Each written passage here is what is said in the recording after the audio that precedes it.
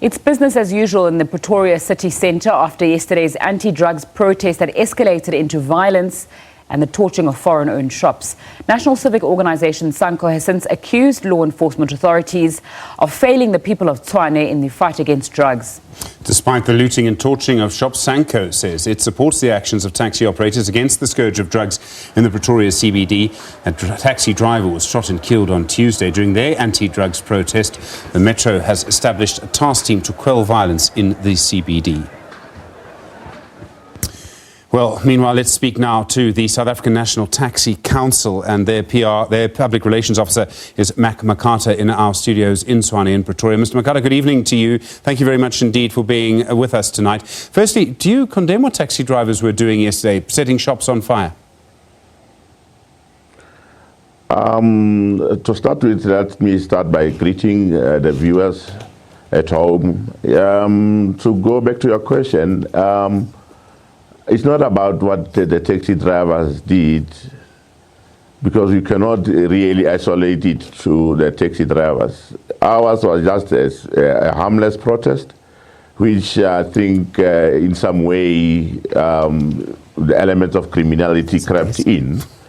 You know, as you would know, that when there is a protest, you know, you'll get, you know, those who are hyped up to just to destroy whatever good things one want to address. So yes, we are not condoning what happened as Santaco Greater Tshwane Regional Taxi Council. All right, what do you believe is the root cause of this? What started yesterday? And the obvious question that comes out of that is, do you accept or do you believe that taxi drivers were partly responsible for the violence?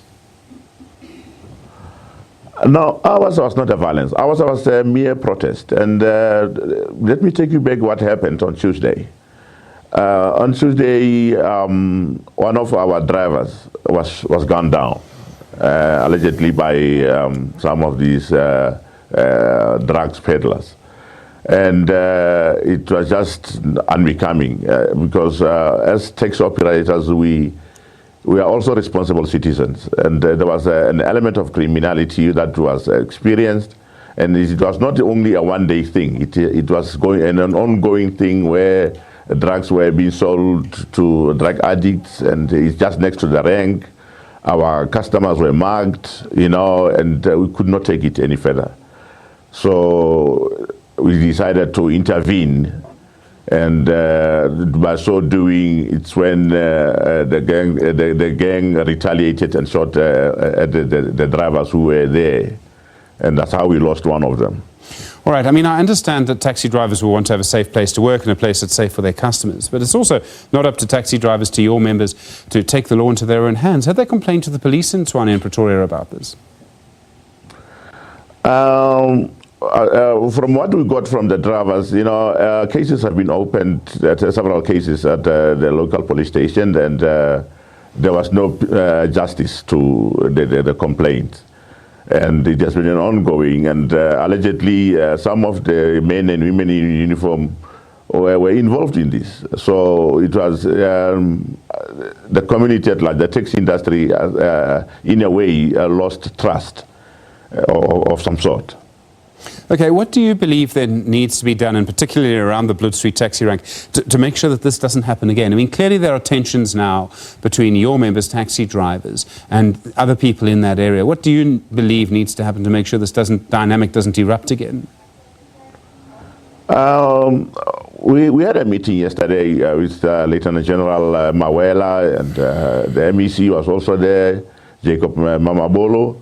We agreed that as taxi industry will pull back and let the law take its course. And the general promised the taxi industry that he will leave no stone unturned. So everything will also meet in 7 days, because he even set a date. And the MMC also pledged that we need to have a steering committee of some sort, where the provincial structure and the municipality, as well as the taxi industry, should sit around the table on a weekly basis to address issues if there are anything. Because remember that our taxi operators are the ones, those are our foot soldiers who are there on the ground, who sees everything that is happening on a daily basis. So they are the ones who came up, who reported everything that was going on to the police stations, and as well as to the structures. As to, we are having crisis, we are having a challenge at the ranks where women are mugged of their belongings and stuff, and they would be crying at the rank saying they don't have money because they've been mugged. And when we track down the whole pattern, it's just drug addicts, because they need to now to feed their habit of drug life. So they would do anything. Right. Mr. Makata, there are obviously several, dozens of elements that go into this, and none of this will have happened overnight. There'll be lots of dynamics involved in this. So we will have drugs dealers, we will have addicts, we will have crime, we will have the frustration of people at this, ordinary people just trying to get home being mugged, as you've described. I do have to ask, though, it does seem, from what we saw yesterday with the shops that were looted and then set alight, they all seem to be owned by foreign nationals. Is there an element of this to do, perhaps, with frustration at the situation around foreign nationals by your members? To put it in a very pointed way, is there an element of xenophobia in all of this? You'd remember when you lose one of your own, and then when you look at the way how he lost his life, you would really want to bring this across to government and say, government, please, can you assist?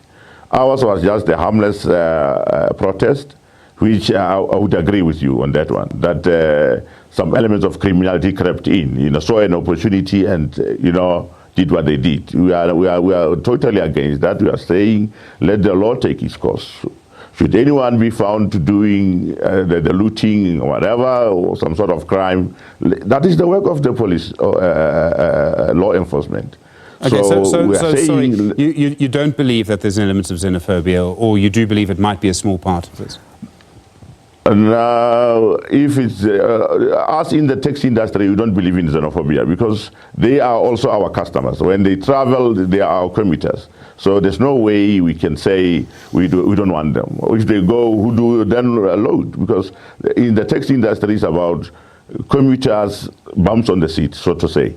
And then everybody is paying. Everybody, as long as you are paying, you are a customer. So we cannot then isolate it to xenophobia attacks. No. What we are all saying is we don't want drugs on our streets, as they cause havoc. They cause just lawlessness, as you would say, because the drug addict has now to feed the habit of drug using, and then as a result they would do whatever to get money to can purchase the drugs. Mack Makata, thank you very much indeed for coming in tonight. I do appreciate it. The Public Relations Officer for the South African National Taxi Council, Santaco, in Tshwane. Mr. Makata, thank you. Nzinga.